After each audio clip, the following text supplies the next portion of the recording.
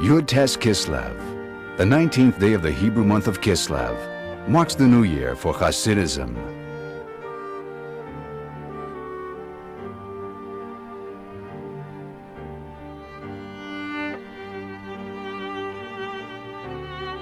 It was on that day that Rabbi Shneur Zalman, the founder of Chabad Lubavitch Chassidism, known as the Alter Rebbe, was released from imprisonment in Tsarist Russia in the year 1798. The Rebbe, Rabbi Menachem Mendel Schneerson, would hold a Farbrengen, public address and Hasidic gathering, usually lasting 5 or 6 hours into the early morning. In fact, the Rebbe is a descendant of Rabbi Shneur Zalman and gets his name Schneerson from Schneer. Shnei Or means two lights. His parents, by divine inspiration, named him for the two parts of the Torah that he would illuminate, by updating the code of Jewish law and introducing Chabad philosophy in his classical work, the Tanya. In the early days of Hasidism, the scholarly elite of Lithuania and Belarus saw the movement and the Alter Rebbe as fomenting revolution within Jewish society by empowering the lower uneducated classes to view themselves as having equal access to God. They presented the menace of Rabbi Shneur Zalman to the Tsarist police by painting him as a political revolutionary. On the backdrop of France's bloody revolution, the Tsar feared any change in his kingdom and lodged a complaint against the Alter Rebbe. One of the 22 charges the government brought against him was that he was trying to overthrow the Tsar by supporting the Sultan of Turkey. Years earlier, the Alter Rebbe had founded Kollel Chabad in Israel, and it became the obligation of every Chassid to support the Jews of the Holy Land, which was under Turkish rule at that time. The Rebbe was arrested and taken to the Peter Paul Fortress in St. Petersburg. When he was there, he was visited by his Rebbe, the Maggid of Mezrich, and by Rabbi Israel Baal Shem Tov, the founder of Hasidism, both of whom had long since passed away. The Alter Rebbe asked, "Why have I been imprisoned?" His Rebbe's answered, "There is an edict against you on high, for you have taken the greatest secrets of the Torah and scattered them across the lowly earth." "When I am released, should I refrain from teaching Chassidus?" the Rebbe asked. They replied, "On the contrary, now that you have finally broken the barrier, you must increase your efforts." With Rabbi Shneur Zalman's release, Hasidism began to spread in earnest. Rabbi Shneur Zalman of Liadi was a chief disciple of the Maggid of Mezrich. Once the Maggid was threatened by a heavenly decree for revealing to the masses too much of Torah's innermost secrets. Rabbi Shneur Zalman defended his master with a parable. The king's only son fell deathly ill, but there was one chance at a cure. The most magnificent gem of the king's crown had to be ground up and diluted. If they could get a drop of the elixir into the prince's mouth, there was the faintest chance of survival. The king ordered that the jewel be torn from the crown and ground up in the hope of saving his beloved son. "The king is God Almighty," explained Rabbi Shneur Zalman. "The Jewish people are his prince, and Hasidism is the essential jewel of the divine crown with the power to reinvigorate the Jewish people." Some 25 years later, Rabbi Shneur Zalman himself was imprisoned by Tsar Paul I at the Peter Paul Fortress in St. Petersburg. He later recounted, "The souls of the holy Baal Shem Tov and Maggid descended from on high and visited me in prison. They explained that my ordeal here on earth was the manifestation of a decree against me in heaven above, because of my widespread dissemination of Hasidic teachings." "If this is the case, should I stop teaching?" I asked. My masters replied, "On the contrary, your liberation from prison will be the heavenly sign that you must not only continue, you must increase."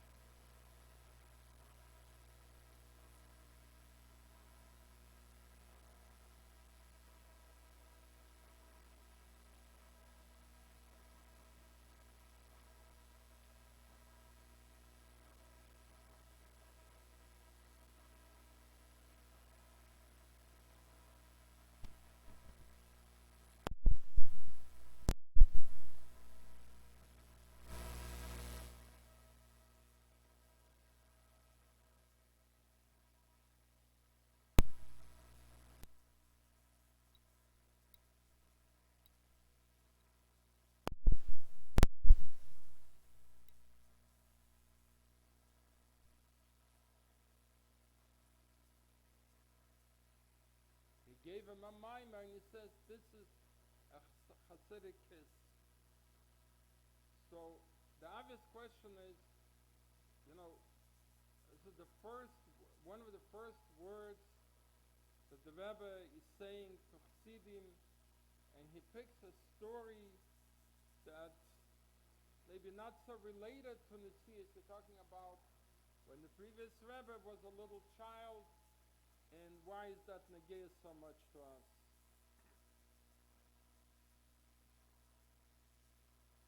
Obviously, the Rebbe is telling us something very important.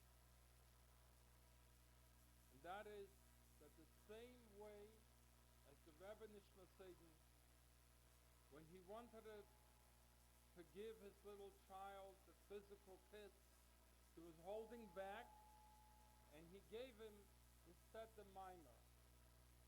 This is the Hasidic kiss that the Rebbe is saying to all of us. He intends to give to each and every Chassid by giving them a mimer, by giving them a sicha, by us seeing the video of the Rebbe and seeing it in a physical way.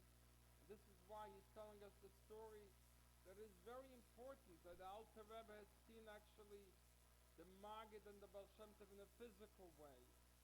Sometimes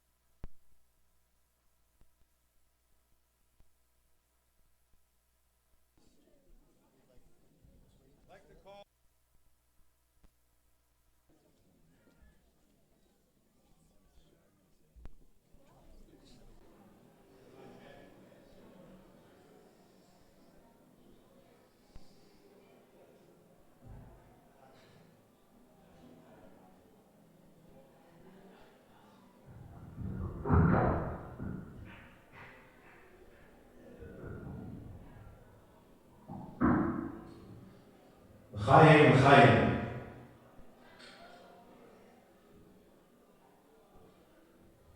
I'd like to call on the Rav of the national community here in Chicago, Rav of Congregation Reuven, and Dean of Bob's Grove High School, Rabbi Baruch Hertz, please address us in honor of Yud Tes Kislev.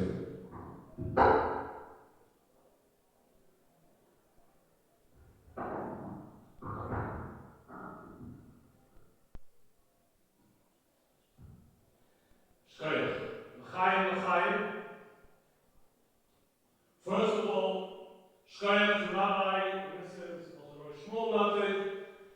celebrating Yud Tes Kislev in such a beautiful way, as a celebration of the Yom Tov, the Chagiga here. And when you celebrate the Simcha of the Alter Rebbe, that's schus to be the Simcha of the Alter Rebbe, schus to continue Simchas to the community, to the Mishpacha, to the whole Free family, the whole Russian community, and to the personal Mishpacha of the Ikris. Thank you, Rabbi, and for the beautiful event, and we should all continue connecting and having the Erech Chassidus penetrate and permeate our life. Today is termed as an Rebbe Rashab, Rosh Hashanah Chassidus. The Alter Rebbe used even the term in Kippur. And Tzemach Tzedek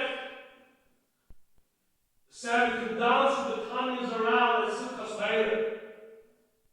This day encompasses all the above, because it's the third, the Chayes Nashenu. It's the new light in the world. It's a light which continues and permeates and has the entire year in this special day. It's a day when the Rebbe, someone once wrote to the Rebbe that he missed out on Rosh Hashanah for whatever reason. And the Rebbe said, you're coming now to Rosh Hashanah Chassidus. You can do full tashlumin, full makeup. It's a day that Chassidus has spread to the world on a most unbelievable way. Starting from the times of the Alter Rebbe, where even one of the Talmidim who wrote the Nefesh HaChaim was intended to be maybe contrary to the Alter Rebbe. The whole Sefer basically is the Shitta, is emulating the Shitta of Chassidus. Until this very day, that you see the Erech Chassidus, whatever circle you are, whether you are in the Hasidic circles, in the Litvish circles, in the secular circles, and in the Chabad, obviously, circles, we see how Chassidus is Hoilich is Gaber, the yearning, the thirst of learning Chassidus. The Rebbe had 60 Mamorim for Yud Tes Kislev. People are learning and wanting this day. And obviously, we come to Farbrengen tonight. We know it's a great day as Chassidim, a very special day. A day that we have brachos, but we want to connect. We want to have an individual connection. So I want to dwell upon one point. There are many things in Yud Tes Kislev, Rebbe Notik, Rebbe Shmonti previously mentioned, the Siyam and Tanya, Chalukas Shas, learning Chassidus. But there's one Nakuda which I want to dwell on. And that is as follows. We know the Alter Rebbe, it all now sounds great. Baruch Hashem, we have a celebration. But Alter Rebbe had a very, very rough start. And there was tremendous opposition. One of the famous stories are that he came to the city of Shklov. And in Shklov was a city, there were great Talmudic scholars, giants in Torah. And they started pounding the Alter Rebbe with questions. One after another questions. And Alter Rebbe said, ask me all your questions. And then, when they finished, the Alter Rebbe said, okay, now, he sang a nigun. And what was said is that immediately when he finished the nigun, all their questions were answered. Fragt sich a Shaila, you asked the question, How does the song answer the questions? The questions are intellectual questions. Why would a song suddenly answer this? And the answer is, these were not questions from the mind. They were questions from the soul. They were yearning, they were asking. People sometimes who ask questions in Yiddishkeit repetitively ask the question again and again. Because it's not an intellectual question, it's a soul question. And the Alter Rebbe, if it's a soul question, through the niggin, the pen of the soul penetrated to each and everyone's heart. The power of the Alter Rebbe's nigunim, which maybe as we stand this year, and it's not a shivim, also Yud Shvat, it's a big time we're in now, and the day of Yud Tes Kislev, to rededicate ourselves to sing and learn properly the Chassidic nigunim of the Alter Rebbe and the Rabbeim in general. It's not a coincidence, and in the world today, many of the Chabad nigunim have become the most popular songs because we have good composers, because we had people who sat in the city of Neville who knew how to sing. True, maybe they were good, but the real thing was because these are songs from the soul. These are songs from the nefesh, from the heart. And when it's from the heart, those songs talk to each and every one of us. But then there is one special nigun, which the Alter Rebbe said that there's many pieces of the song. The song was composed in jail. As we know, the song of Daled Babas. The song is for Eilamis, for worlds, it has many pieces of four. The song is very connected, has a lot of significance. I'll tell you a story I heard from someone personally. I never saw it printed. Someone once, a non-Lubavitcher, but he was connected to Chabad, and he was coming close to his chasna, and he wanted to sing by his chasna the Alter Rebbe's nigun. And you know, those who've been involved in officiating weddings, sometimes there's one side who wants it, one side doesn't want it. And in this case, also the girl family said, no, they don't want it. They want to go to the chuppah with something different. And he asked the Rebbe, what should he tell them? And the Rebbe said, everyone wants the most important guests at the wedding. You tell them, when they sing this nigun, the Alter Rebbe is personally coming to their chasna. Wouldn't they want the Alter Rebbe to grace their wedding and give them brachas? Tonight in Yud Tes Kislev, we know this nigun has very great significance. It's the one nigun that the Rebbe gave a time on the Ptira of the Alter Rebbe in the 150th year. And the Ptira, we know, the whole neshama is oila. At the exact moment, the Rebbe told Chassidim in 770 to sing that song, nothing else. There was never a maimah said at the exact moment, never a sicha, but the nigun of the Alter Rebbe, because that connects each and everyone's neshama with the Alter Rebbe. It's the nigun where with the Alter Rebbe, through singing this song, gives us the bracha of Bonei Chayim Azayna. Everyone, and we wish everyone, should have the brachas in health, in happiness, in good health, in nachas from children, in shidduchin, and brachas abelidai. So, we stand today, it's a time of connection, and we open up to Farbrengen to find our personal shaykhs, to have the connection to the Alter Rebbe, and thus through our Rebbe, who's the tzin of the Alter Rebbe, giving us all the brachas, all the ashpais. And we stand tonight rededicating ourselves to take on a new resolution in learning Chassidus, to learn the Gemara even better than Masechta, to learn Chitas even better. And we sing this nigun, we sing this nigun with the intention that each and every one has the connection to the brachas of the Rabbeim, and will shower them brachas ablidai, and the final bracha, Nizke Zenzich with the Rebbe Dalamata. Shkoyach again, Rabbi Nati.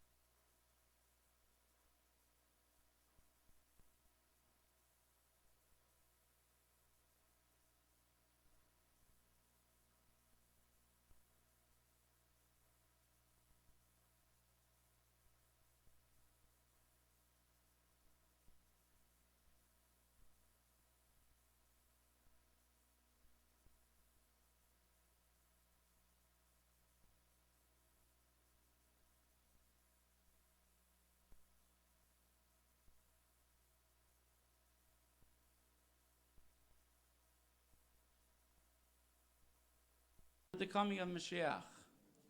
But the question is, how do we take the inspiration of today, of Yud Tes Kislev, and make sure that it continues beyond today, beyond tomorrow, beyond next week? How do we make sure that the inspiration lasts for a long time?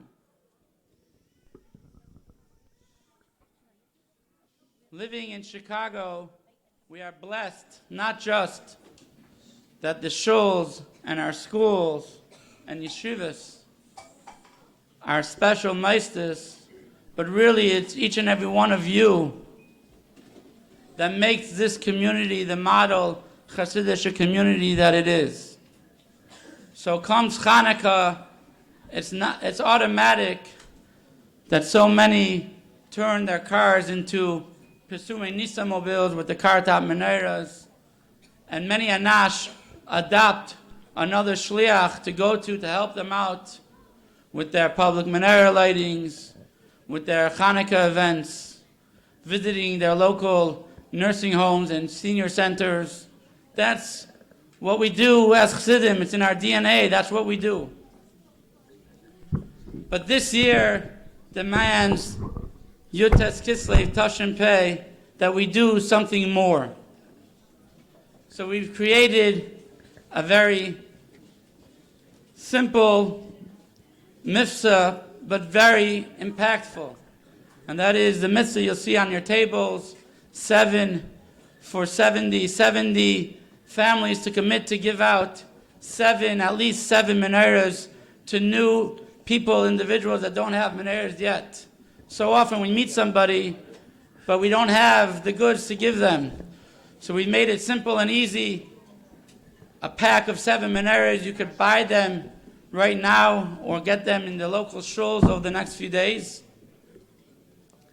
And then you'll be able to give it out to co-workers, to neighbors, to friends, friends of friends.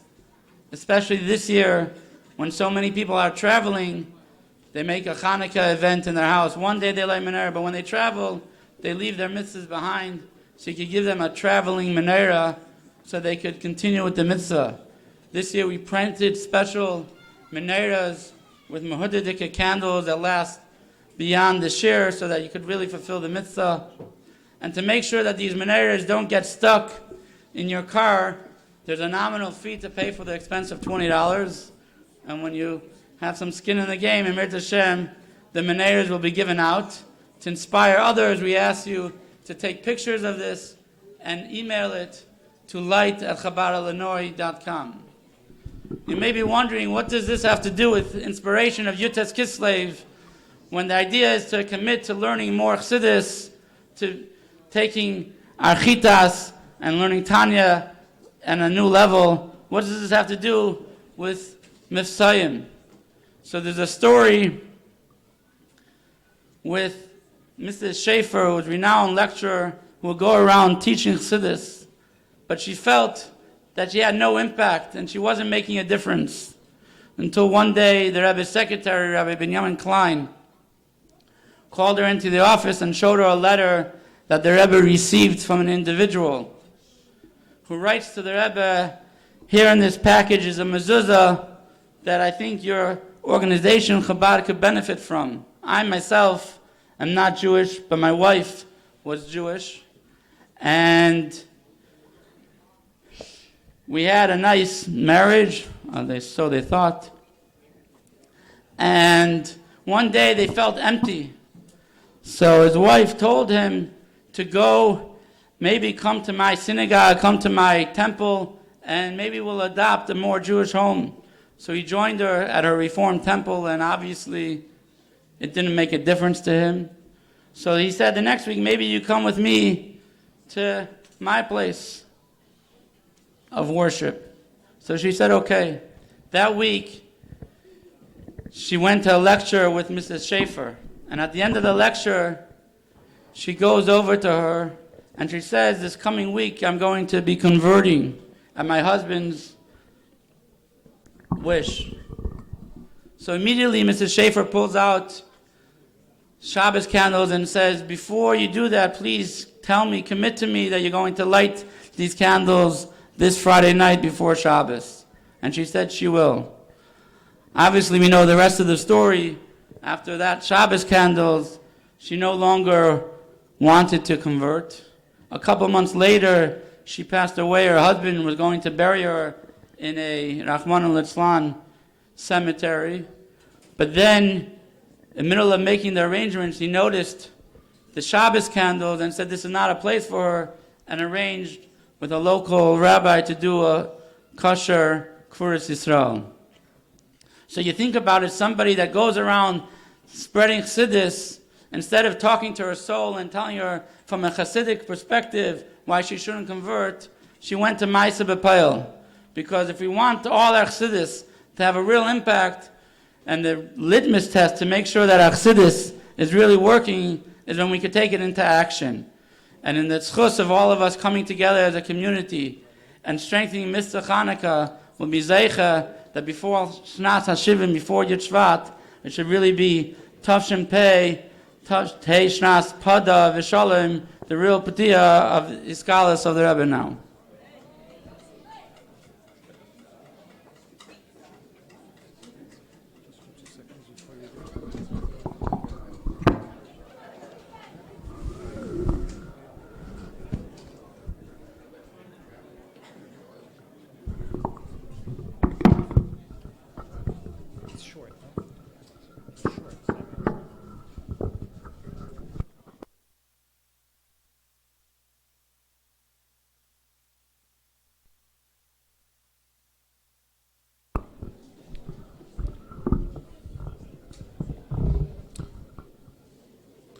Chaim l'chaim.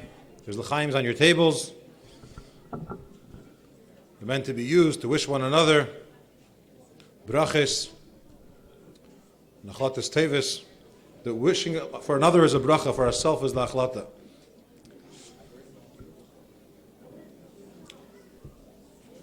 In preparing for such a Suda and Farbrengen, a lot goes in, and many hours and people are involved. I just want to thank several individuals for their time.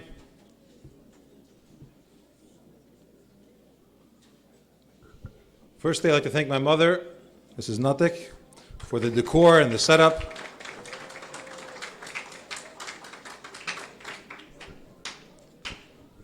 I'd like to thank the caterer for tremendous work, for the staff, for our choir that's bringing us Chassidus Nigunim with Chassidus Shatam, Yael Zimmerman, Rabbi Levi Steren, Rabbi Skirter,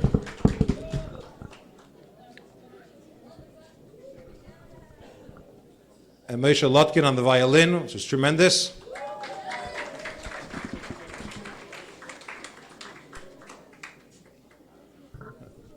And those that are doing registration at the front, who don't want to be named, but thank you.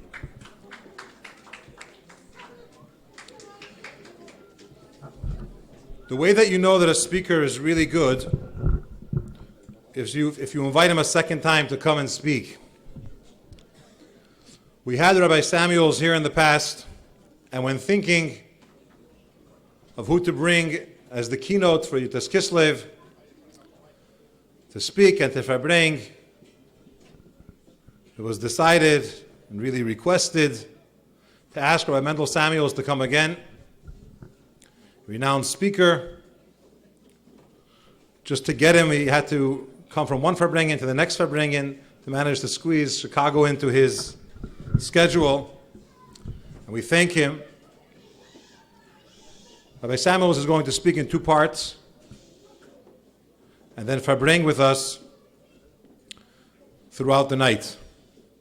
Please welcome Rabbi Mendel Samuels.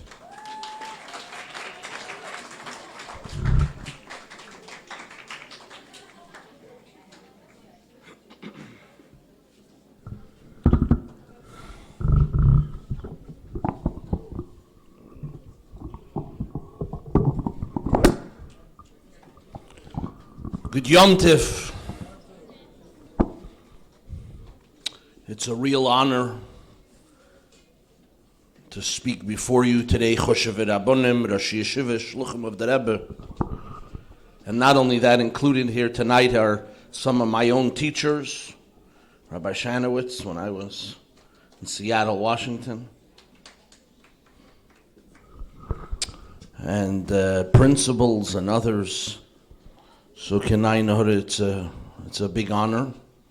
And the truth of the matter is, at such a Yom de Pagra,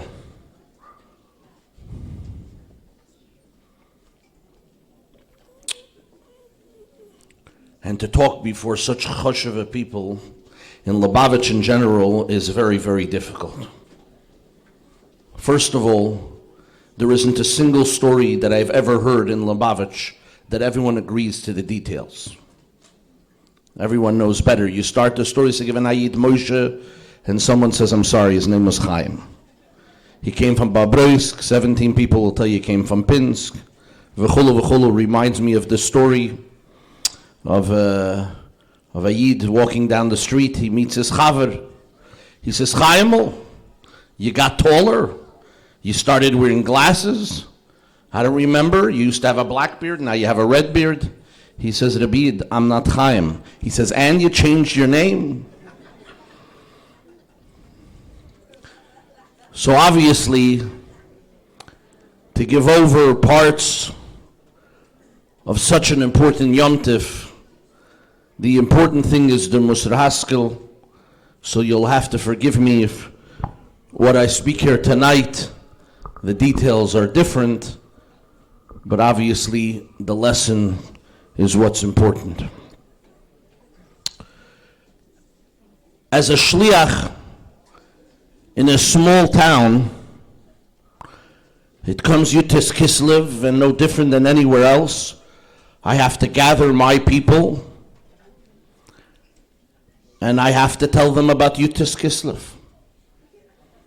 I remember when I went out on Shlichus 22, 23 years ago, on Yud Tes Kislev, my first Yud Tes Kislev, I didn't know too many people, and I went out.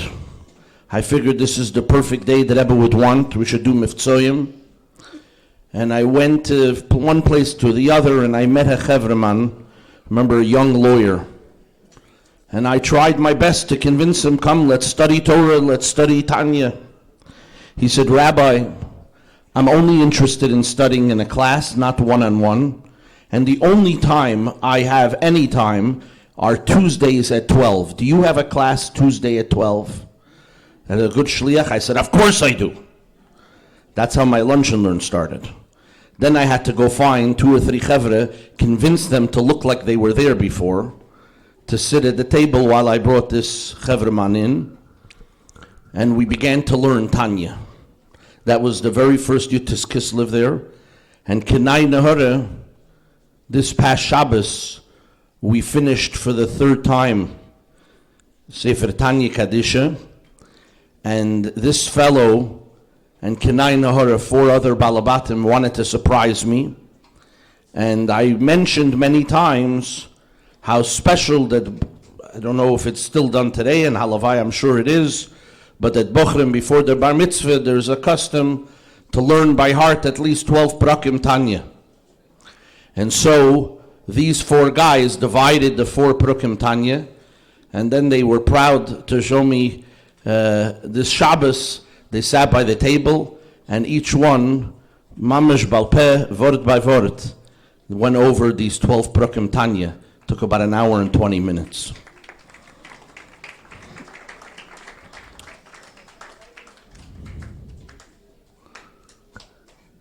A Yom de Pagre, a Yom Tif like Yud Tes Kislev, by a Farbrengen, was a Chassidus Farbrengen tutuf, ken Malach Mechol Nishtufton.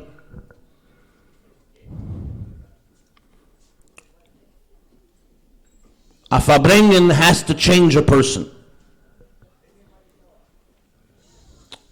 So it becomes difficult. We sit together once again, Shavas Achem Gam Yochad, Kenai Nahara Beruivam Hadras Melech, and we once again relive the stories of the Alter Rebbe. Each one of us is familiar in our way the importance of this day. But how do we make it as a Zilzain that it should be in such a way that it changes who we are? that the story of Yud Tes Kislev, and it obviously is as relevant today, right now, as it ever was. And the study of Chassidus is relevant today and more important today than ever before. And Take, as the Baal Shem Tov wanted, Yafutzu Manasecha Chutza, we see today, Bechol Katzvei Tevel, that Baruch Hashem Chassidus is being taught in every place on earth. And it makes a difference in people's lives. But as we know, the Alter Rebbe throughout his life searched and searched for what was Emes, truth. And of course, as you know, he wrote a small piske, mamish, right before the Ptira, where the Alter Rebbe quotes the concept of Chesed ve'Emes, Nivgushim, that Chesed and Emes came before HaKadosh Baruch Hu. And Emes said, not to create a world, Alma de Shikrahu, it's a false world. And Chesed said that if one Yid does a favor for another Yid, it's worth to create the entire world. And we know what happened. Obviously, the Rebbe created the world. He shlucha Emes, and he created the world. Zog the Alter Rebbe, all the deep learning and all the great concepts that we study in Chassidus, the ultimate purpose of us to be here on the world is Pushit Kipshute, to do a favor for another Yid.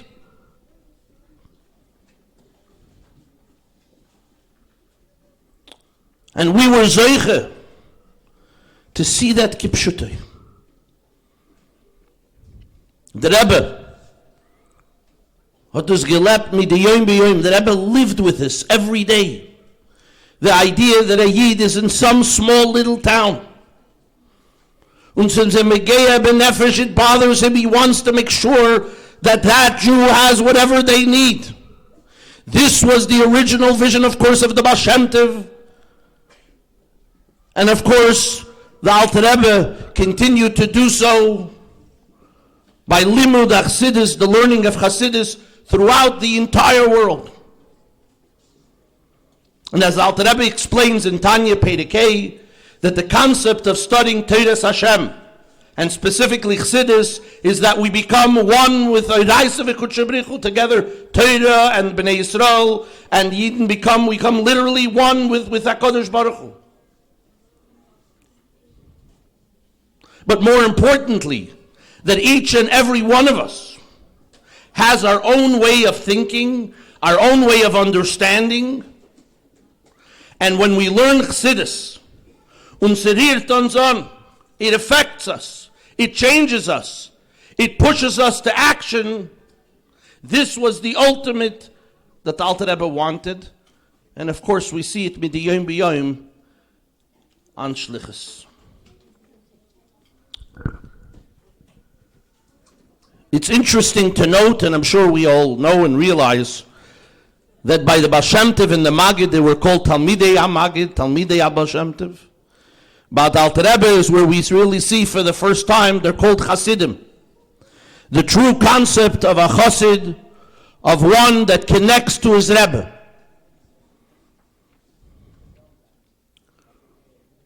But for a moment,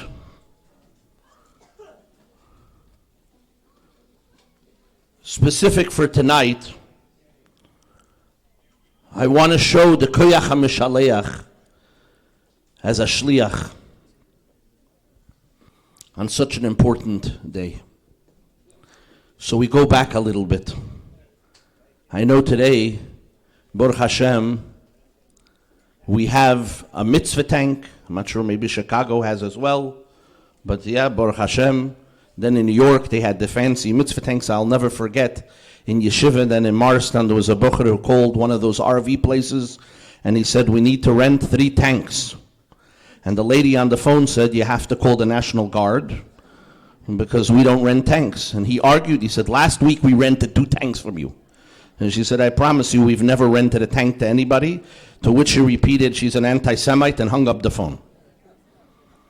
But I remember, just to give you an idea of the effect that the Rebbe had, as young Bachrim, as a matter of fact, we were in Detroit and then we're in New York, but I remember my family came into New York, and so one Friday, Bachrim, we went to Manhattan to do Mivtzoyim. And in those days, there wasn't a fancy mitzvah tank. For those who remember, they had a box truck. Now, my dear friends, the box truck, it smelled le'aleinu like someone passed away. I remember we once got a truck, there was actually a chalk outline, I think, on the floor. In this truck, we put up 2 folding tables, and on one folding table stood a bocher, and his mother baked some kind of sponge cake 5 weeks earlier. She no longer wanted it, so he was the one that got to take it. It was a marble and a plain Joseph cake. And this was supposed to entice a young man in Manhattan to put on tefillin, because I'm sure he'd never had cake before. And I'll never forget, here we are, a young bocher, weißt du, der hat a Leutze Lumpet. You walk over to this fellow in a $2,000 Armani suit, and you say, "Excuse me, sir, are you Jewish?" Expecting, to be honest, for him to say, "Get away, Tragzacha, please, stop bothering me." To our shock, it always amazed us. He'd say, "Yeah, I'm Jewish." And immediately, we'd look at this truck, oy, oy, oy, no light or anything in it, and we'd say, "You want to come on the truck to put on tefillin?" You know, you ever heard of stranger danger? Forget about going into some guy's truck on a corner in Manhattan.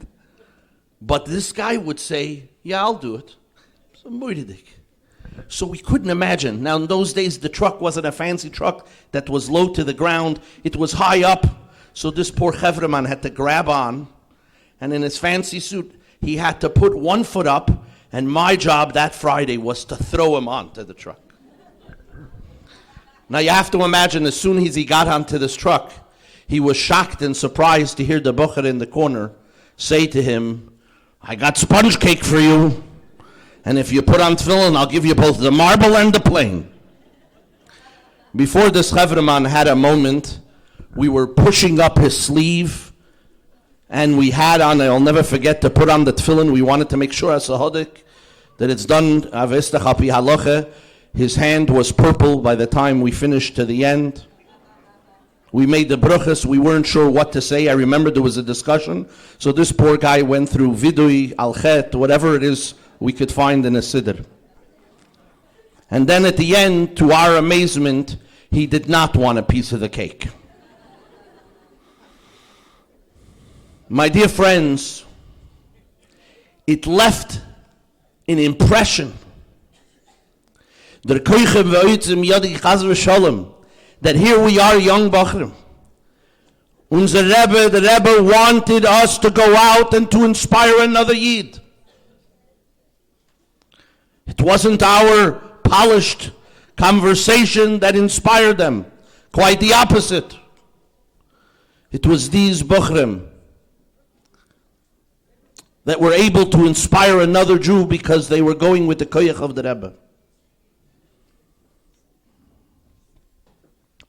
Remember, we brought some Bachrim in for an event. It was a shofar factory. And I remember the Bacher got up, a wonderful Bacher from Crown Heights, and he said, "Boys and girls, this is a shofar." To which all the kinderlach sitting there said, "A what?" "A shofar." But these Bachrim inspired so many of our people. I always tell this. I remember when we started out, we started our camp the first year, and in our little shulkele in our basement, we had a few people came to daven, and there was a young lady with her daughter, with her son, Jeffrey. And I remember this, so I want to tell you why I remember, because this young boy's, his birthday is Yud Tes Kislev. And so I explained to them as they came over the excitement of this young man's birthday. But he was a little boy. He was sitting together with his mother. And the counselor, I'll never forget, this young lady who today is a big shlucha, sat down next to her and said, "Is this your boy?" And she said, "Yes." "Does he go to camp?" And she said, "Yes." "A Jewish camp?" She said, "No." "What's wrong with you? We have a camp Gan Yisrael. Why aren't you sending your kid to this camp?" And all I could think about is that I have to explain to this lady that these girls came up from New York, and lo yaleinu, she forgot her medication, but we didn't want to send her back before Shabbos. I'm embarrassed. I'm thinking, how could you speak this way to a balabus? You're going to ruin it. I finally get a woman to come with her children. How could you speak that way? And then to sell it, she says, "And I'm the counselor." I was sure I have to restart the Chabadas all over again. I for sure lost this woman and her kindalach. And that night, that's chatoyni maskir, that I give her a chelik. You can't talk to people that way. You have to, what did I say wrong? She said. I was telling them that there's a Yiddish camp and her son should go. Isn't that what the Rebbe wants? Well, the joke is on me because, like a tatala, Monday morning, the mother and son are standing in front of camp. I think she was afraid of the counselor. But anyways, Monday morning, hat sie dort gestanden with her son. And I mentioned this story just to show you. This boy was born Yud Tes Kislev about 3 weeks ago. I went to do his wedding to a nice Yiddish girl, Baruch Hashem. And he promises that where he lives now, he's connected to the Shliach there. And for this Yud Tes Kislev, I made a promise to him he was going to be away. He's at a different Farbrengen out in California, and he is going to Farbrengen for Yud Tes Kislev. The Alter Rebbe, the Mesiris Nefesh of this day, has described to us, and again, we all know the stories,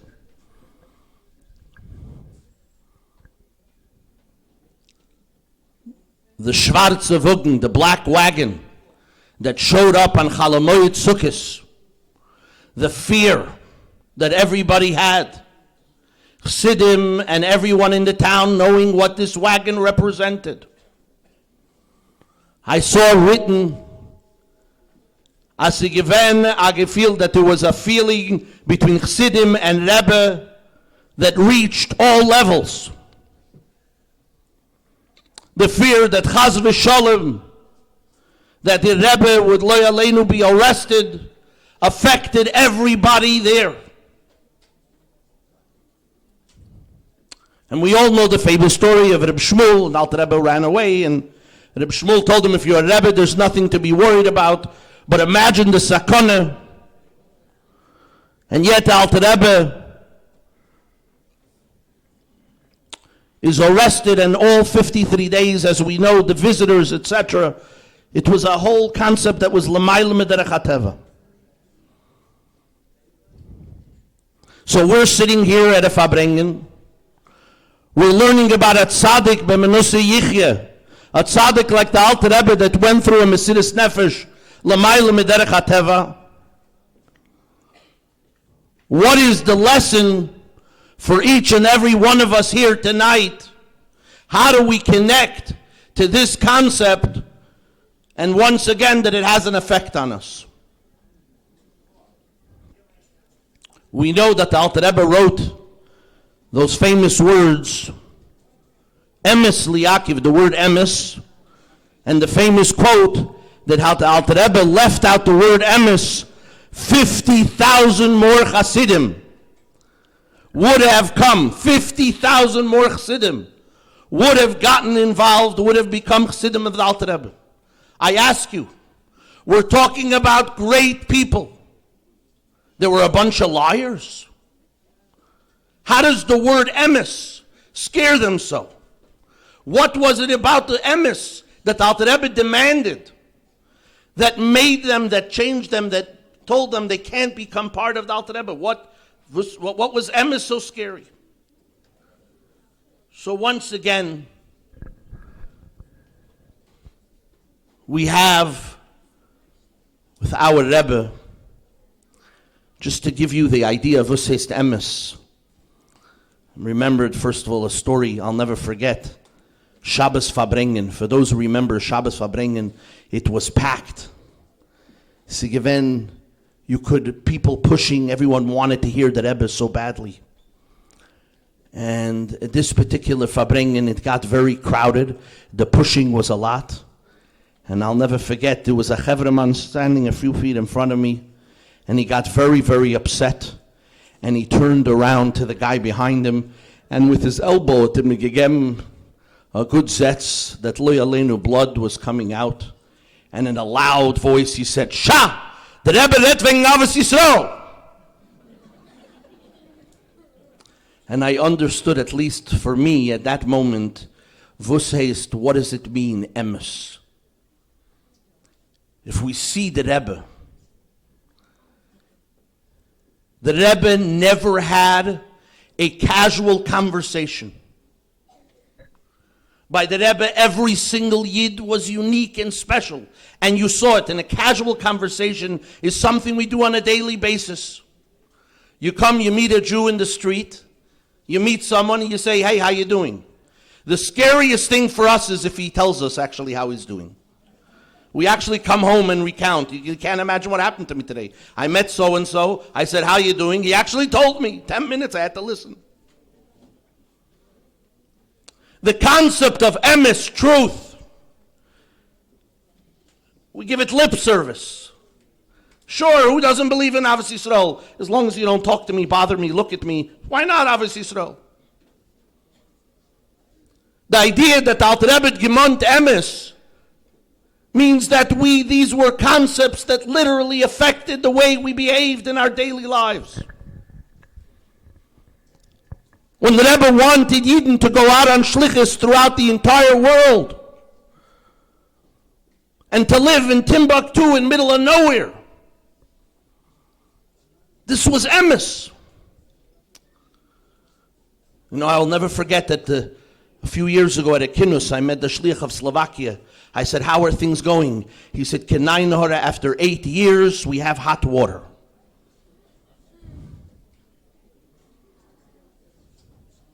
The Mesiras Nefesh that people go on a regular basis to spread Torah Chassidus throughout the world is ein l'shayr. We see throughout the world the effect that the study of Chassidus has on others. And what the Alter Rebbe wanted from each and every one of us, and by extension, of course, the Rebbe, is that each and every one of us has the ability to inspire another Yid to study Chassidus.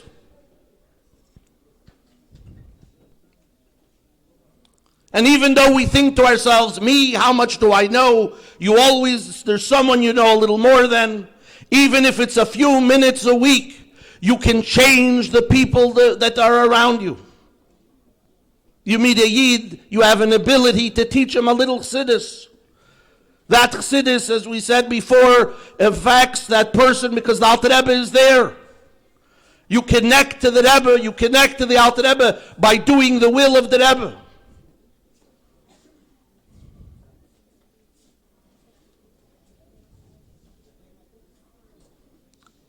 And Yefutzu Manasecha Chutza, the idea that teaching Chassidus is the ultimate catalyst that brings Mashiach, is because the concept of Chassidus makes it real. That every single part of our lives, from morning till night, is connected to HaKadosh Baruch Hu. Histakil b'raisu bara alma. Hashem looked into Torah and created the world, meaning that everything in our lives, wherever we are, whatever we're doing, is all connected to our service to Hashem. And this is what the Rebbe taught us. That when we come together in a Yom Pagra and a special Yom Tif like Yud Tes Kislev, and we talk about the Mesiras Nefesh that the Alter Rebbe had, and then the Rebbe wanted that each and every one of us, in our own way, in our own lives, should be Mesiras Nefesh to continue what the Alter Rebbe wanted. That Chassidus should be taught in every part of the world.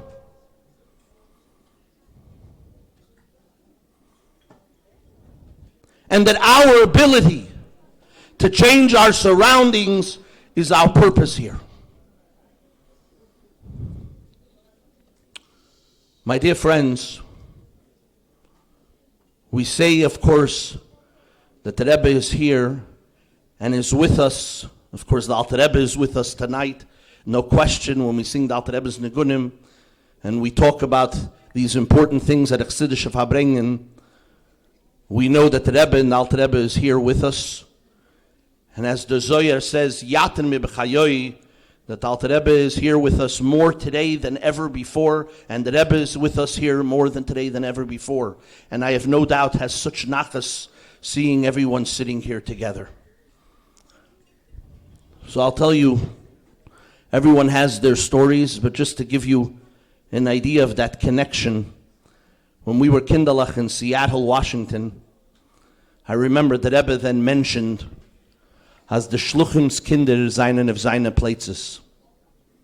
I took this line very, very serious. And I remember at the age of 7, I took a crayon, I got a piece of paper, and on the header I wrote, as the Shluchim's Kinder seinen of the Rebbe's Plätzes, I got issues. And I wrote my issues to the Rebbe numbered. Number 1, my mother doesn't give me ice cream always. Number 2, there's some kid in school who's making fun of me, and so on. Then I went to my father and I asked him if I could send a letter, and he said, yeah, I'll take care of it. Which I understood to mean it probably wouldn't go out. So in those days it wasn't so easy. I found an envelope. I found some stamps. I put on enough of it, it could go to the moon and back. And I sent out to 770 Eastern Parkway a letter to the Rebbe, only to get called into my father's office 3-4 weeks later, and my father said to me, what did you do?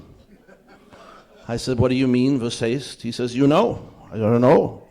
He said, I don't think the Rebbe randomly wrote you a letter. And to my amazement, the Rebbe wrote a response to my 7-year-old silly self.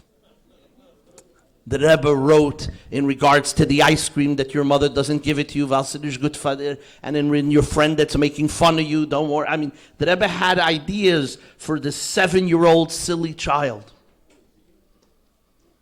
The Rebbe taught us something that the Alter Rebbe, the Baal Shem Tov already began, that you have to mean it. When I say you have to mean it, I'll never forget, we were once sitting at a Farbrengen. We had just gotten married, our kfutze, a lot of the chevra, we were Farbrengen with someone. And it bothered us, our little kinderlach were maybe then 2 or 3 years old. And you always hear Maisi Tzadikim Maisim from our Rebbeim, where the Rebbe Rashab would say a couple of words to the Frierdiker Rebbe, it would change his life. So we thought that would be the thing we should do. So I remember calling over my children, sitting them down, and repeating those words, and they'd look at you like you fell off a chveisnishvus, and it had no effect on them. And so I remember we were Farbrengen, I think it was Romanus Friedman at the time, and we said, what's wrong? We're repeating the words of our Rebbe. And he said, the difference is the Rebbe means it. You have to mean it. The concept of Emet, when the Rebbe said that he loved every Jew, it wasn't a saying. So I continued to write these letters, but at the age of bar mitzvah, I was then already in Detroit, and I knew that this wasn't appropriate anymore.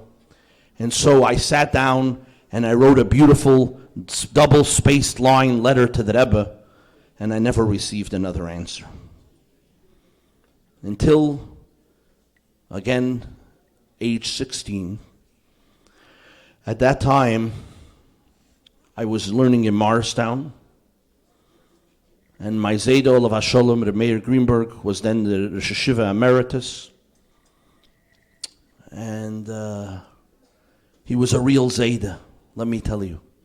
And we knew if I ever wanted a break a day from yeshiva, all I had to say was, Zaidi, I don't feel good. Immediately he'd grab me, he'd run into the car, we'd go to Patterson for a day or two, or as long as I felt that I wasn't feeling well. And this particular day I developed an extremely serious medical condition, an ingrown toenail. And it got a little infected. I went to my Zayda and I said to him, my toe got a little infected. And my Zayda, in true fashion, said, Oi, come into the car. I have a podiatrist, a balabos. We're going to go visit him. I remember when we got there, the first thing the lady says, oh, Rabbi, he passed away. But don't worry. The new doctor just came and joined us. He's wonderful. I'll never forget this. He sat down with us, the new doctor, and he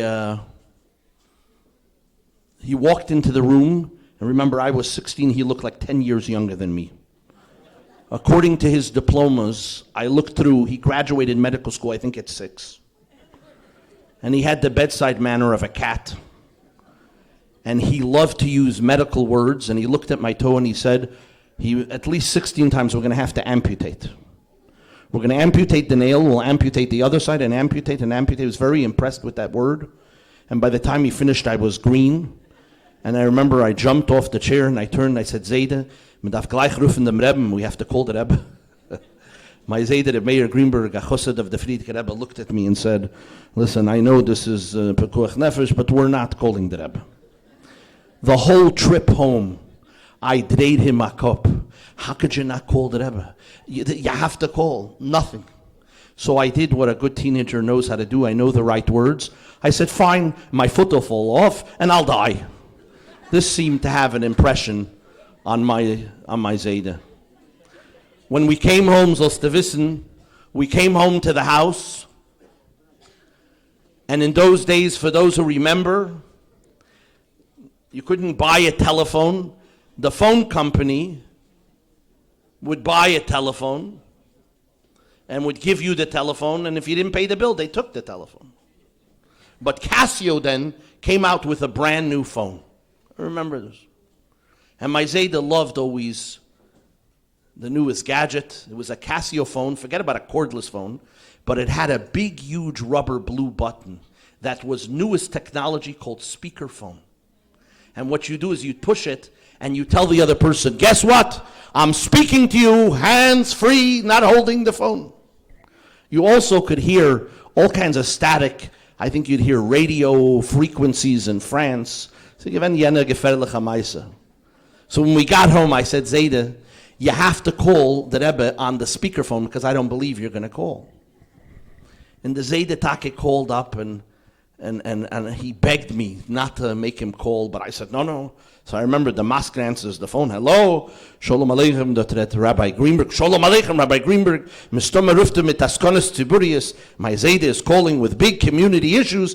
He said, no, Sa'inyan Rifui, it's a health issue. Good health, what's going on? So, I'm Mishpache, even, who's dying, what's going on? Sa'inyan Satum mit the Fus, are they amputating? My Zayde said, actually.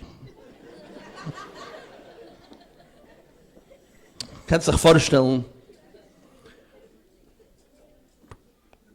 So the masker says, Zug, what's the matter? And my Zayde with his eyes is looking at me. He would have given me $1 million to let him hang up. We can forget all of it. Don't make me say it out loud. But I stubbornly stood there. Zayde, mit Afzugen. So he finally, I remember he lowered his head and into the receiver he said, he has an ingrown toenail.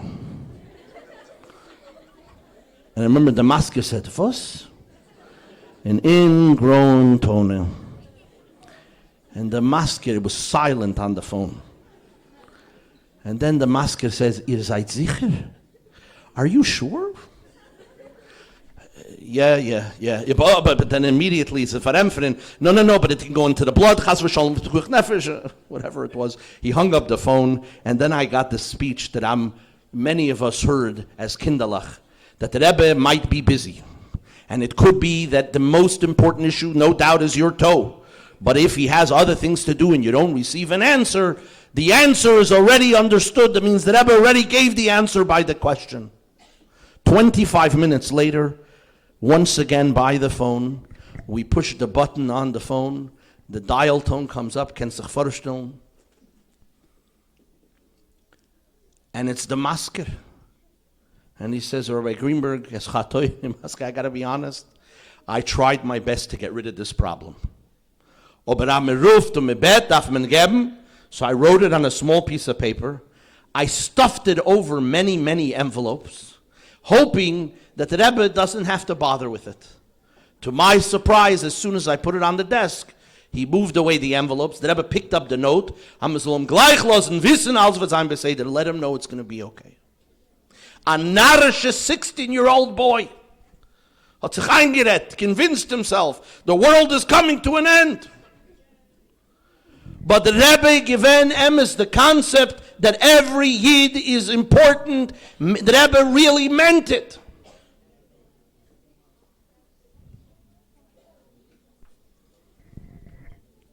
And when the Alter Rebbe came out, you could imagine the celebration.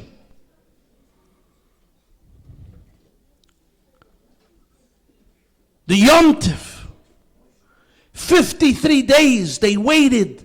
What would be with Alter Rebbe? And there are those that say today is even a bigger Yom Tiv because Maisur Ayikir, today was the actual day that Alter Rebbe went out. Chassidim B'chol Chatz V'Tevel got together and the Alter Rebbe wrote those words that Yoim Gimel, Yoim Boi Shehichbal Boi Ki Toiv, it's the third day. And the Rebbe explains that the third day represents the concept of unity. One is alone. Two, right away, you have two different people, is right away a machloikis. As you've all heard many times by Yidden, the Rebbe mentioned this. You say to Yid, Shalom Aleichem, his response, Aleichem Shalom. How are you? You how are?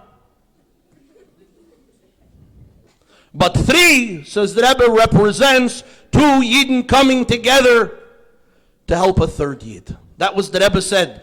The purpose of two Jews coming together should always be to help a third. I remember, by the way, we had Rabbi Tolushkin who came with his book Rebbe, and he spoke for the JCC. It was a sight to see because the tradition is there are 30 women on the book club there, big machers in the town, and they wear on the sticker on their lapel the name of the book. So to see all 30 women with the words Rebbe made a big effect, but they were so enamored by this concept that when we left, they gave out to the entire crowd, everyone got $1 and a little sticker on it that said, when two Jews meet, we should always try to find a way to help a third Jew.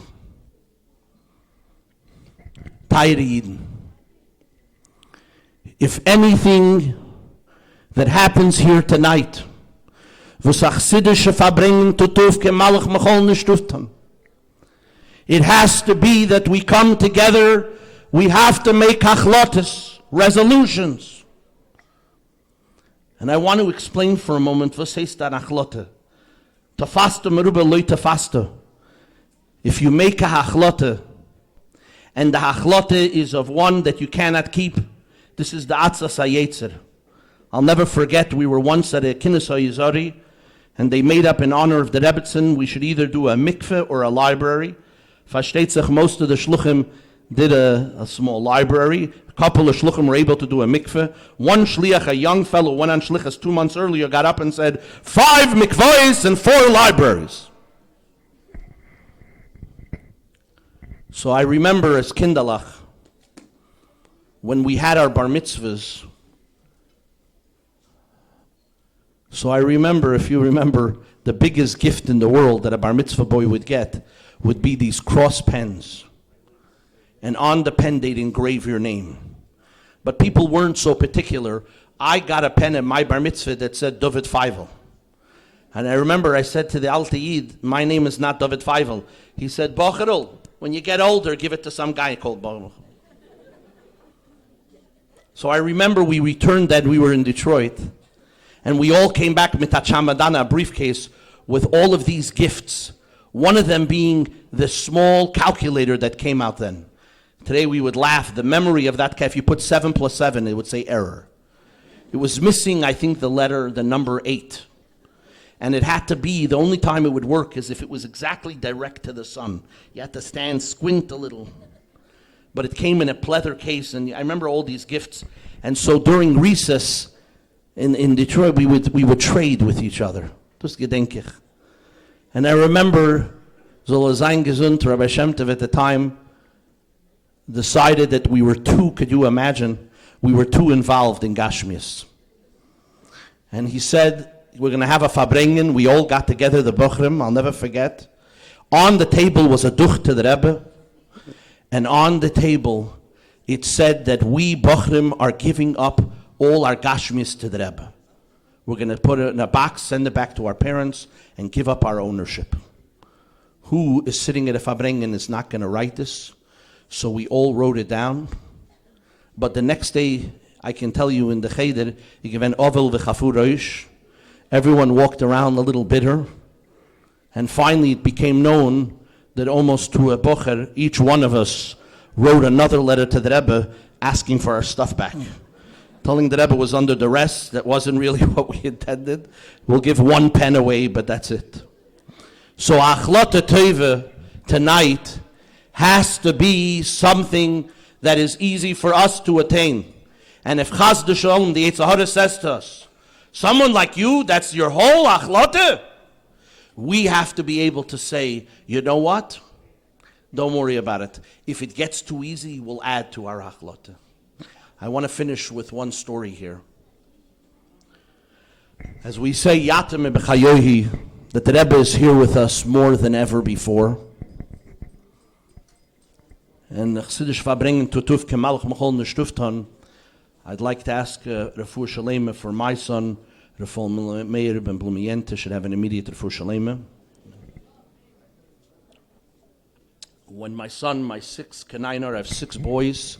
My youngest son was born. Loyalenu was not well, and the first year was very difficult. And one Friday night, Loyalenu, he bled out, was rushed to the hospital, and they did emergency surgery. But afterwards, he wouldn't wake up. And every day the doctors gave us worse news. And it became very difficult to watch him with all of the tubes and all of the things that happen, ken sich vorstellen. And I know the Friedrich Rebbe in the Maimer, it says, Eina Kodesh Baruch Hu Ba Betrunya, that the Rebbe doesn't give you more than you can handle. I don't know what Trunya is, but I was there. So then I couldn't watch it. And so this particular day, my wife would come to change with me. I would stay all night. And I was walking down the hospital, and I had a vivid conversation with the Rebbe. I said, Rebbe, listen, I need a sign. I know the Rebbe is da mit uns. We're shluchim of the Rebbe. Mit umgegeben unser Leben. We gave our lives to be here in this small town. But I can't watch this. And I'm having a conversation. I say, Rebbe, I need a sign. As imi anoichi betzara. I know the Rebbe's here. And that's what I mean by emes. Yeah, the Rebbe's here. What does that mean? How does that affect me? So I said, Rebbe, I'm not a very spiritual man. I need a physical sign. I should see the Rebbe da mit uns. I came outside the hospital. And there's a young man there. He's the concierge, whatever, the valet. And I give him a $10 bill and my ticket. And I'm standing in the parking lot in Hartford, Connecticut, with my eyes closed, having a conversation with the Rebbe. And he gives me change, $4 or $5. And I look down, and one of the dollar bills has writing all over it. And I'm about to give this young kid a chelik. I'm not in a mood. What is this funny dollar bill you gave me here? But before I have a chance, I take a quicker look. And it says as follows. Kibalti miyad kotshoy shel kveit kedushas admer shlita b'yom gimel elul tovshin memvov. I received this dollar from the holy hand of the Lubavitch Rebbe on the 3rd of Elul Tovshin Memvov. Now, how a young kid in Hartford, Connecticut, at a podium had this dollar of the Rebbe, I'll never know. Gimel El is the yahrzeit of my Zaydu, who I told you about, Olav Hashem, who my son's named after. And I stood there in the parking lot, literally crying. I remember the poor kid ran over and said, "Rabbi, you could have the car for free. I won't charge you. It's okay." I remember I called my wife, and I say, "As ich weiß, I know, as alles wenn sein beseder, that everything's going to be okay." And literally 45 minutes later, my son woke up. Ad Rebbe is mituns, the schus that we have, especially I have to tell you as a Shliach, we get to see every single day. Last week, I took a balabus. He's 89 years old. And he told his daughter, I've never met him, that he asks, he wants to talk to me. And he asked, he knew he didn't have much time, that he wants more than anything to visit the oil of the Lubavitcher Rebbe. It's a whole to-do. They had to get a special van. And we brought him there to the oil, where he davened for a while. It was a very emotional scene. And this Motzei Shabbos, Ulla Nishmosei, he passed away. And I sat with the daughter, again, a man I never met, and she claims he was never religious a day in his life. And when we had to write down his Hebrew name, we looked through the papers, and his Hebrew name was Shneir Zalman. So I'm sitting here on this Yom the Pagra Yud Tes Kislev, and I'm running around all around Nebuch. My son is back and forth in the hospital, so my days and nights are all. But I see Bepoyel Mamish that the Rebbe is here. I had one more fellow.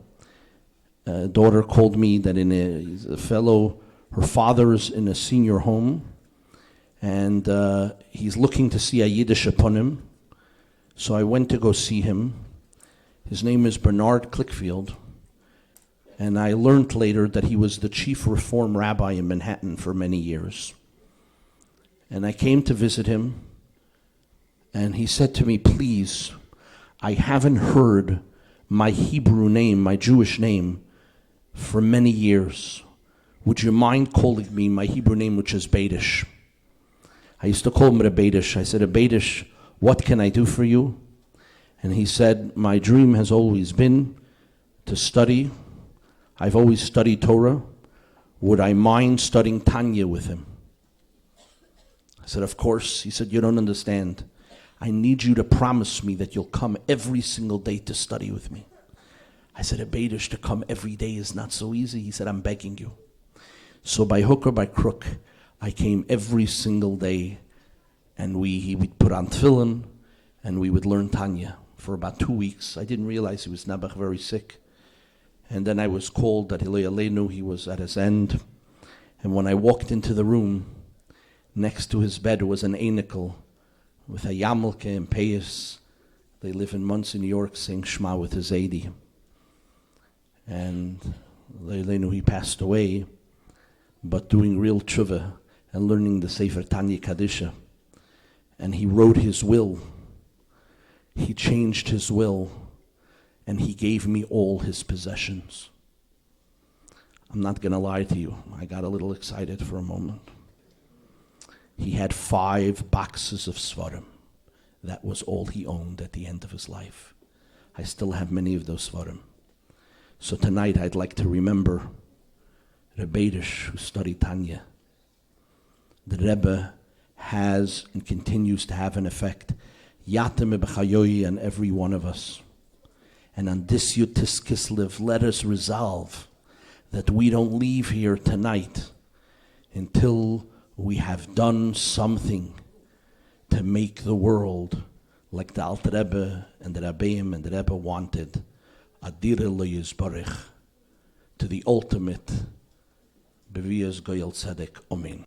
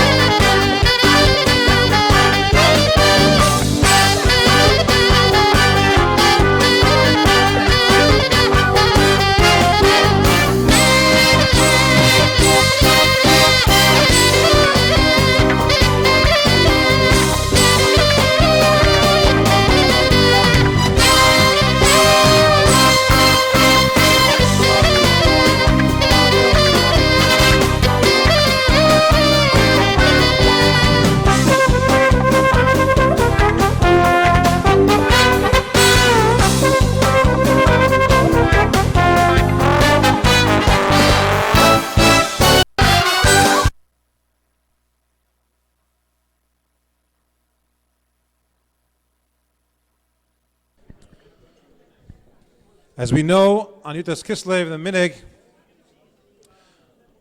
is to divide the Shas, where everyone takes a Masechta. We are fortunate that Rabbi Akiva Goodman organizes. He's going to tell us more about it. In his very special way, the entire Shas among the community here in Chicago. I'm going to ask Rabbi Akiva Goodman to please come and start the Chalukas HaShas Tov Shin Pei.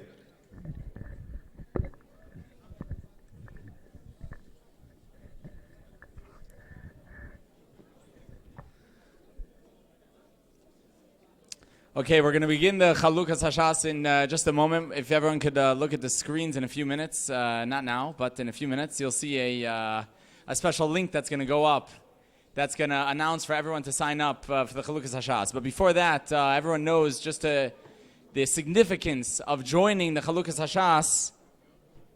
If everyone could look at the screen for a moment. So we have over here, this is yesterday's Tanya, that it says, Ligmar kol hashas b'chol shana v'shana. This is the end of Kutchas Acher in the last parak over there. V'chol ir v'ir l'chalek ha'masechtes al pi ha'gordel le'beratzin, which means everyone, should take part in the Chalukah, and if you don't take part willingly and it's not finished, then we'll just do a girdle and we'll just tell you which one you're doing. And if there's minyan in harbe, then every minyan should do it. If they're not able to, then everyone should get together and like we do over here. And this is Bal Yeshuna Choik V'Layaver, that everyone sort of has this obligation to join and be part of the Chalukas HaShas. And like the Rebbe mentioned many times, the significance that when an individual, most of us are not Shliach to finish the entire Shas, in every year when we do it together, and we're not able to accomplish something, and together with someone else we're able to then accomplish it, it's as if we were able to complete the entire Shas ourselves each year, which what incredible schus. And you might ask, why can't this be just something that's done privately? Every person just, you take upon yourself, make a regular achlota. Why does it have to be so public? So, Shokerech of Simcha Cantor, he shared with me this letter that Rebbe. This is from Yud Tes. You see over here on the screen. Betach. That definitely this person's writing to the Rebbe, and the Rebbe says definitely you're going to publish this letter of whoever's taking part of the Chalukas HaShas in the Beis HaKnesses. This is going to be a remembrance. We're going to be able to publicize this in a holy place. This is the Minhag Lubavitch to be able to publicize everyone that's part of the Chalukas HaShas. Baruch Hashem, in Chicago, we've been privileged to take this to the next level, as we will show you over here, that we have, if you could see, every single person that took part in the Chalukas HaShas, this is going this past year, that their name is up there, where they're holding, they could track on a regular basis, everyone that's part of it. Unfortunately, we still have a little bit to go, but there's a big, thanks to Rabbi Hertz, Rabbi Markowitz, and our own engineer, we have Rav Shkolnikov, all helping us make this happen, to be able to have the publicized in Bnei Ruvain where everyone's holding for the Chalukas HaShas. So this is something that I don't think you try to get other communities, but this is something that's unique to our community. So we have a little bit to go, but if you can, just the next slide where we're holding, just so everyone can see this year. We have 99%. Everyone has a few minutes to complete for this past year. We still have a little bit to go. But we have 64 participants, 484 updates that we've had this past year, and we have a few daf left. Emet Hashem, some probably have not updated, but Emet Hashem this year it's going to be a haisafa. So just everyone should know, it's not just that we have this in Bnei Ruvain. Everyone's able to track this online, whoever has a smartphone, at siyum.org. There's a big Siyum HaShas happening for those that learn Daf Yomi, but they couldn't get Siyum.org, so they have the Siyum.org. So many comments, or I get a lot of in the inbox of Siyum.org asking about tickets, and I sell them some. No, I don't sell them some tickets. They ask for transportation, so I called up the Siyum.org, and I tell them, do better advertising. It shouldn't come to Siyum.org. Everyone should know it's the Siyum.org. And they say it's funny. Many people call us and they want to update their Shas, and they go to the wrong website. So either way. So this year we are adding one Haisafa, which is that obviously everyone knows that in the Shas, the Gemara, there's not the entire Shishis Mishnah. There are some Mishnayos that are not included, and therefore we've included for those that are not able to be part of the Siyam Shas that they should be included in a way of learning Mishnayos. So we'll have that on the board coming shortly. Just quick instructions, if you can. Once we announce the link, this is one time we encourage cell phone use in a Beis HaKnesses. So this is the form for the sign up. If everyone on the top, they could see this is the main chalukah, which means automatically, thanks to our engineering team, every time you select, it will go away, that option. So if you select Baba Kama, that's gone.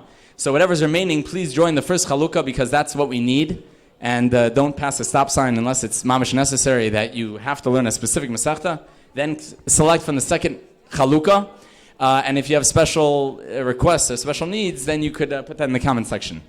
And everyone should know that the entire community is counting on you.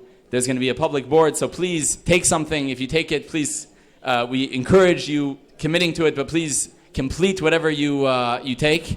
And if everyone could get ready, in about 10 seconds, we're going to announce the link to this year's Chalukas Hashas. And we are going to now put it up on the board for everyone to select the Masechta, and we encourage everyone, obviously, to take part. Okay, so for the Siyam Shas, it's tiny.cc-shas,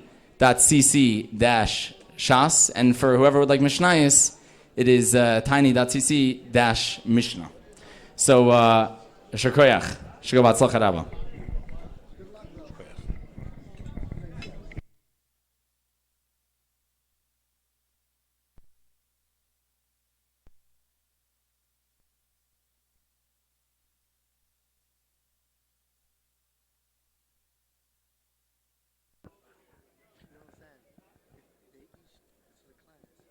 Each one of them $1, so each one get $20.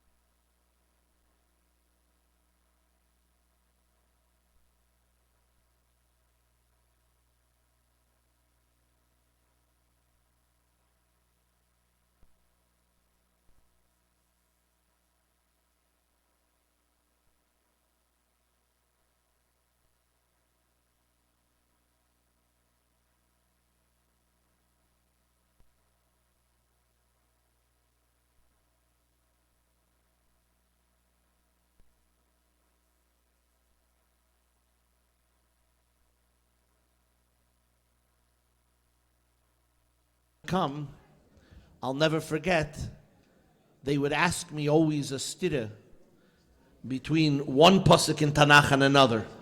Katuv be'Yeshayahu, like this. Uve Yirmiyahu katuv. As a Lubavitcher Bocher, unfortunately, my Tanakh at the time wasn't, so I would always say, Zeshayla tova gdola, a good and but a very big, long question. B'shu haba, next week, I'll give you the full answer.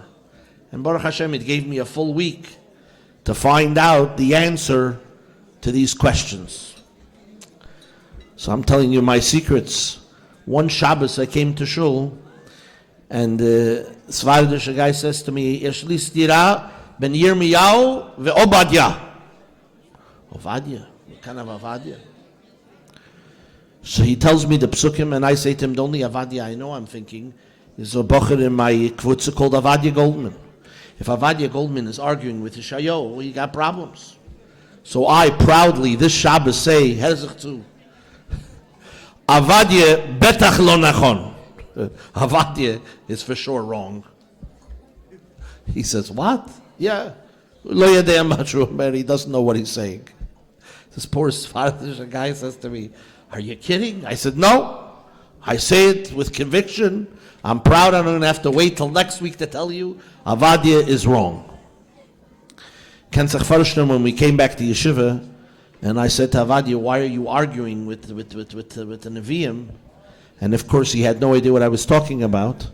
Embarrassed, I found out it's only one Haftarah. That's the only excuse I have. Chazayin Avadia. But of course we immediately found out that this was, of course, part of Tanakh. So therefore, I urge each and every one of you, Bochrim, especially in today's day and age, you have an opportunity to learn to be a Yedei Sefer.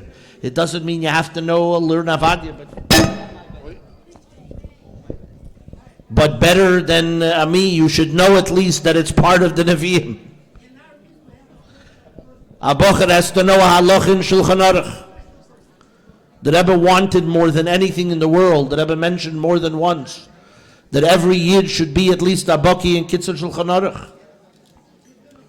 To know a Maisa Sheyasum, to know what halachas that you have to do, and so on and so forth.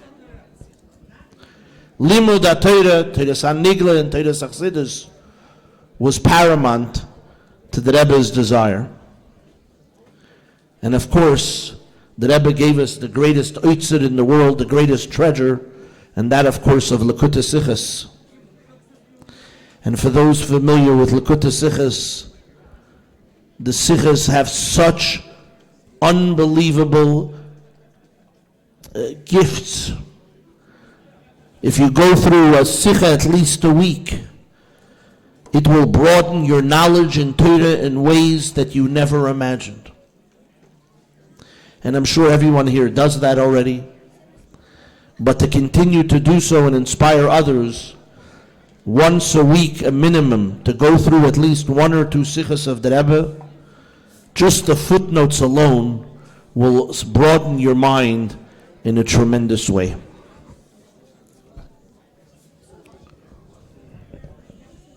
As we mentioned, to the Rebbe, each and every Yid, as the Rebbe once told someone $1, a young lady, or not such a young lady, who asked the Rebbe, how is it that you have the strength to stand here for hours at a time? To which the Rebbe said the famous, when one counts diamonds, one doesn't get tired. To the Rebbe, each and every Yid was a brilliant, was a diamond, and the Rebbe saw the potential of each and every Jew L'mayla miderech hateva, beyond. And the Rebbe taught us that we all have these unbelievable koiches. And I want to tell you that the Frierdiker Rebbe mentions that in the times of the Alter Rebbe and the times beyond that, there was a concept called Mesiris Nefesh Gashmi. As we see, of course, with the Alter Rebbe, there was a physical threat of going to prison if Chas v'Shalom you didn't conform to the government, that at any moment a guard could come crashing through your door and lo yaleinu end your freedom, or worse, God forbid, end your life. And yet we saw that Yidden in every part of Europe and Russia at that time was ready to give up their lives l'man Hashem, to serve HaKadosh Baruch Hu. Says the Frierdiker Rebbe that today, Baruch Hashem, for the most part, we do not have Mesiras Nefesh Gashmi. The physical Mesiras Nefesh is not such an issue. Today you can sit and daven and learn without worry of prosecution. Today you can go out and do mivtzoyim and put on tefillin. Publicly we light menorahs throughout the world. But today, says the Frierdiker Rebbe, we have a new concept called Mesiras Nefesh Ruchni. Mesiras Nefesh Ruchni, says the Frierdiker Rebbe, is much more difficult. Although Chas v'Shalom, not for a moment belittling the Mesiras Nefesh of those who came before us. Just to give you an idea, for those who have heard stories about the Bochrim in Lubavitch or Lubavitch. Remember listening to these Bochrim. Remember once, I think it was Rabbi Volshansky who told us a story about a Bocher who was not the top Bocher in Lubavitch or Lubavitch. He had a headache. So he went over to his mashpia and he said, it was Chassidus time at night, 8 o'clock, can he go lay down? You have to imagine what it means to lay down. In the haystacks or whatever it is that they had, they definitely didn't have a posturepedic mattress. But he had a headache. So he went upstairs, and a bocher that has to go to sleep wouldn't dream of going to sleep without saying Kriya Shema Shalamita. And before a bocher says Kriya Shema Shalamita, he wouldn't dream of doing that without first thinking Chassidus to prepare himself. And he wouldn't think of speaking or thinking Chassidus before washing his hands. So Rabbi Shansky, I remember, said that this bocher, 6 o'clock the next morning, they found him sitting and meditating, drying his hands before the Chassidus of the Kriya Shema that he was going to recite with the headache. That was a bocher in Lubavitch. Yet, in today's day and age, I guarantee you, in Lubavitch or Lubavitch, there was no difficulty. A bocher didn't want to daven. What says who didn't want to daven? The regular, everyday gashmis, the gewelt, what gashmis? Where were you going to go hang out in Lubavitch? At the local chicken farm? Bochrim didn't go home. Where were you going home to? There was less food there than in yeshiva. You stayed in Beis Medrash. Don't forget, it was the only place that had heat.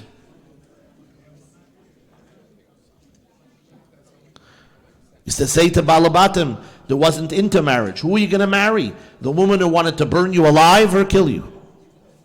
What was the problem? Not Chas v'Shalom, but that was not necessarily the issues of the time. In today's day and age, the Mesiras Nefesh is much different. A bocher wakes up in his home in the winter, the heat is on full blast. He's under a down blanket. The alarm rings, that anti-Semitic alarm. And whoever created that button, the snooze. And I will tell you, with your eyes closed under the blanket, exactly precise, every bocher knows how to push that button. And then finally we throw the clock and you get up, and comes up in Amoidani, you wash your hands, and you have to go out in the cold to cheder, to yeshiva. Beis Menachem. And yet, in today's day and age, Baruch Hashem, Re'u Bonei Shegedalti, look at what we have here. On Yud Tes Kislev, all of the Bochrim here to Farbrengen, This is the ultimate nachas of the Rebbe. This is the ultimate Mesiras Nefesh of our generation. This is the Mesiras Nefesh of a generation that has Kol Tuv Umetiv, Gashmis Oilam is surrounding us, and yet a Bocher comes every day to Yeshiva to sit and to learn Todas Hashem. This is the ultimate purpose of what the Alter Rebbe wanted that Chassidus should accomplish. That not only for those who are quote-unquote Perushim, separated from away from the world. I just heard today, just to give you an idea about the Vilna Goyen, that his sister once came to visit him. I saw the story. So he told him, tell her, I'll see her in the world to come. Now I don't have time. Talk about Perushim. They were so separated from the Gashmis Oilam. I mean, these were big people. They sat and they literally learned all day long. But the world was so far from them. On the other hand, in today's day, it's the opposite. But the Rebbe wanted more than anything that in this Gashmis Oilam, in this physical grubber world, that every corner of the world, one should be involved in Torah and mitzvahs, one should be involved in learning Chassidus. And throughout the world, I'm sure here, Baruch Hashem, you have such a plethora, so many wonderful people to teach Chassidus. Such an opportunity, with such a wellspring. Every day new things are printed, unbelievable. Kuntreisim, Maimarim. I love the excitement, a new Maimer comes out. I don't know, it's fascinating. New things are still around. Another Maimer, another Sikha, the Sikhas of the Rebbe. Just going through a Sikha, a talk of the Rebbe, broadens your mind. Who thought like the Rebbe? Who had the ability to see Kol HaTorah Kula? The Rebbe would ask questions from, you had to literally know the whole Torah to be able to look at the Torah the way the Rebbe did. A Rashi Sikha. The things that bothered the Rebbe. How many times did we learn a Rashi? 3 lines, 3 words. And to us, it's obvious. What's the problem? It's a Pashat Rashi. And yet, the Rebbe would take this Rashi in 7, 8 pages. The Rebbe takes apart each and every word. Every Bocher, every Yid should have always on his mind. That's a Chassid connected to the Rebbe, always. And I'm telling this to you, I know.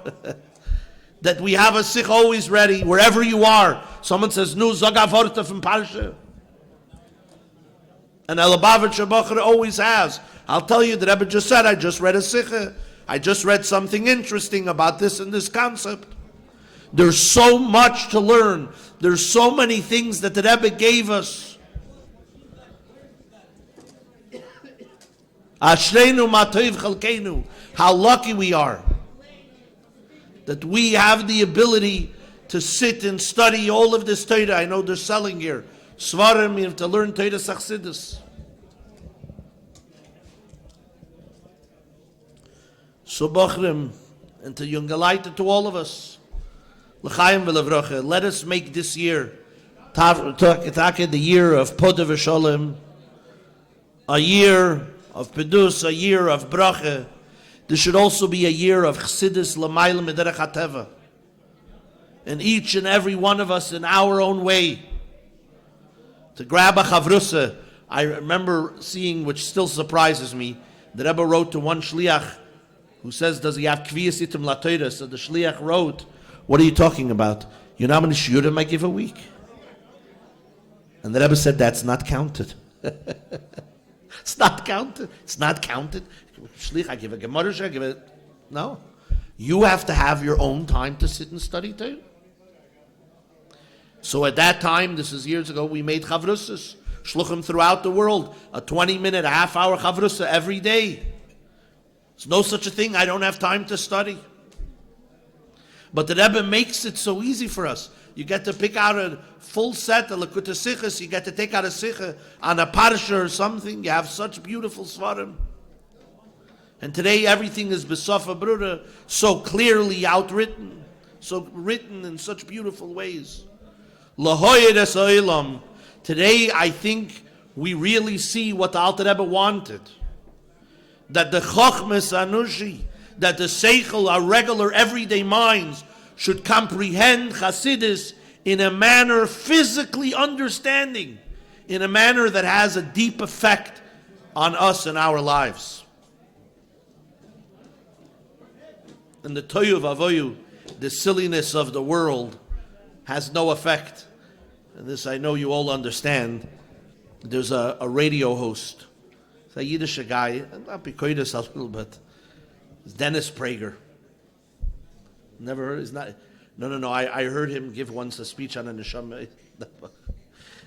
He's a wonderful guy, but Bekoides meaning there is no such thing of a Jewish soul. He gave a whole speech once to us.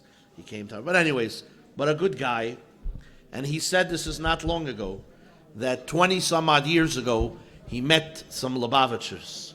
He was absolutely inspired by them. He really liked them. And he said they were well-spoken and friendly, and it really had an effect on him.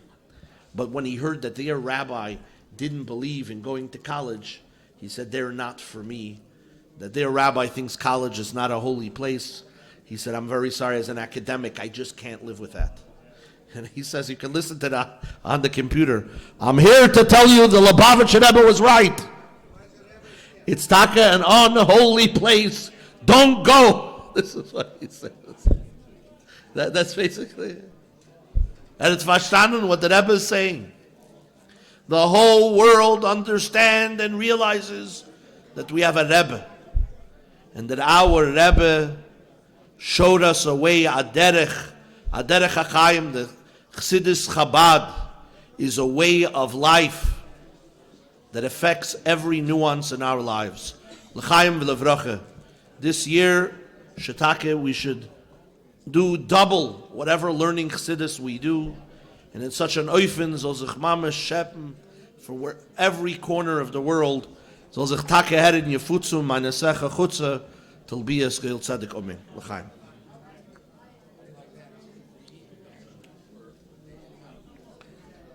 Hinei matov umanoim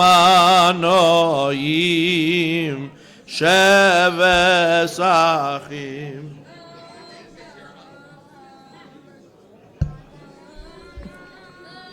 da-da-da-dam da-da-da-yam-ay-ay-ay-da-da-dam ay ay ay ay ay la la la la di da ay ay ay ay ay la la la la di da ay ay ay ay ay la la la la di da la la la mo yana yana yana yana di da la la la mo yana mo yana di da da la da da mo yana yana yana yana da la da da mo yana yana yana yana he ene matov o manoim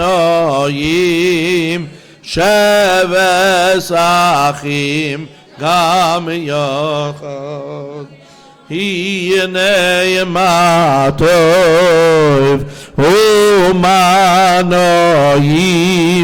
sheves achim gam yochad da-da-da-dam da-da-da-dam da-da-da-yam ay-ay-ay da-da-da-dam da-da-da-ay-ay-ay da-da-da-dam da-da ya ya ya ya da-da da-da ya ya ya ya da-da-da-dam da-da ya ya ya ya yana yana yana yana da-da-da-da-da-dam yana yana yana da-da-dam da-da-da-da-dam yana yana yana yana da-da-da-da-da moyana moyana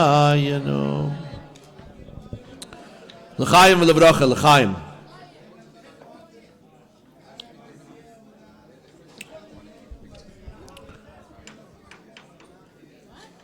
as a Shliach, we have the schus